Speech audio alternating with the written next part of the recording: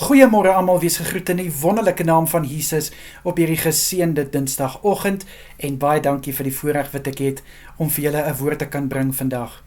Kind van God, hoe voel dit vir jou as jy onregverdig behandel word?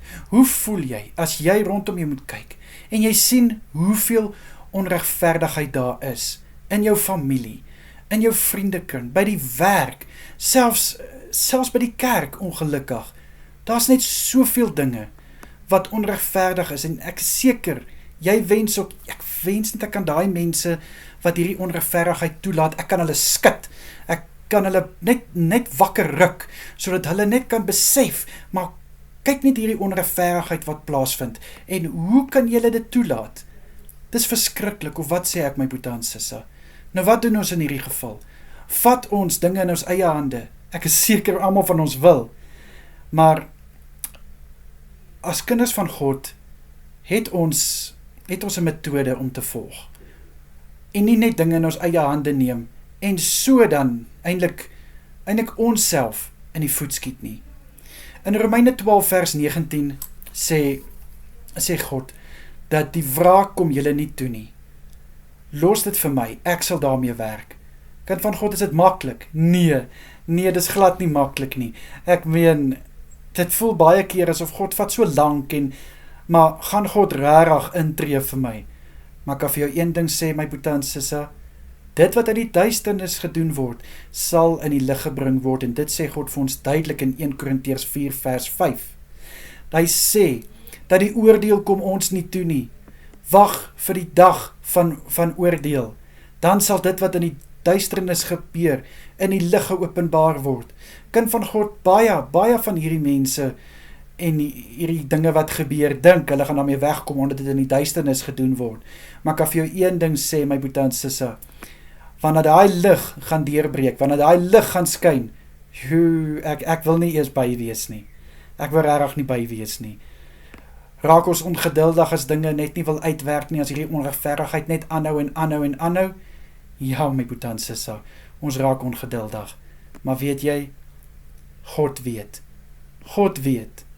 En wanneer ons ook lees in Psalm 74, lees ons dat hoe Dawid gepleit het by die Here, en gesê het, Here, asseblief, verlos my net van hierdie onregverdiges. En as ons verder in die vers lees, in die hoofstuk lees, dan kan ons hoor hoe Dawid vir God alle eer en lof gee, want God het hom verlos van hierdie onregverdigheid. God het weer 'n lied in sy mond gesit. My boete en sissa, jy voel vandag dat daai onregverdigheid gaan nie stop nie. Dit hou net aan en aan, maar ek kan vir jou sê en ek kan vir jou beloof, God gaan weer 'n lied in jou mond sit, wat getuig van God se goedheid in jou lewe, van God se guns in jou lewe. Ek wil net vir jou sê, dat moenie uit frustrasie of uit emosies dinge in jou eie hand neem nie. Want ek kan vir jou sê, ja, jy gaan dalk miskien beter voel, maar die uitkoms gaan dalk nie wees soos wat dit sou wees, wanneer God daarmee gewerk het nie. God het 'n manier om met iets te werk, wat jy verstaan dalk nie, maar jy sal besef, hoekom moes dit so werk, en hoekom dit so gebeur het. So ek wil vir jou sê, dat moenie nou dinge in jou eie hande neem nie. God sal vir jou verlos. Hy sal, al vat dit 'n tydjie, God sal vir jou uit die hande van hierdie onregverdiges verlos. Die wraak kom ons nie toe nie. En 2 Petrus 2 vers 8 sê ook, 2 Petrus 2 vers 9 lees ons, dat die Here sal nie, dat die godsaliges beskaam wees nie, maar hy sal hulle van die onregverdiges verlos. My boete en sissa, kom ons klou vas aan hierdie woorde van God, dat hy sê, ek sal met hulle afreken. En dan wil ek net hierdie vers ook bysit. Vreeslik is dit om in die hande van 'n lewendige God te val. My boete en sissa, ek is seker nie een van ons wil in 'n lewendige God se hande val nie. Kyk hoe baie het God nou al gedoen. En dit kan ons ook gaan lees in 2 Petrus 2, dat waar God sê, ek het die stad van Sodom en Gomorra verwoes. Ek het met die vloed die ongelowiges en onregverdiges verlos. Hoe kan ek dit nou stel? Kom ek stel dit so? Het ek hulle of ja, ons kan dit so sê, dat, ja, ek het hulle verwoes, ek het hulle gestraf. Dit is wat God gedoen het. So my boete en sisse, bly jy net regverdig, bly jy net godsalig. Moenie dat hierdie onregverdigheid jou 'n mens maak, wat jy nie is nie. Wees jy net die mens wat jy is.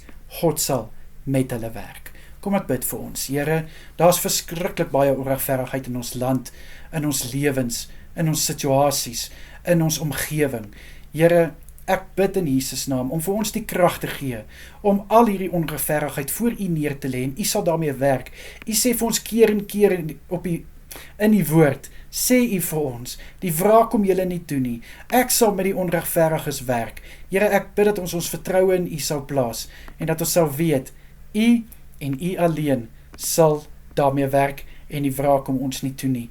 In Jesus naam bid ek vir geduld in U kosbare naam. Amen en amen. My boetie en sisse, julle moet 'n wonderlike dag verder hê. Kyk mooi na julleself en wees geseënd. Totsiens julle.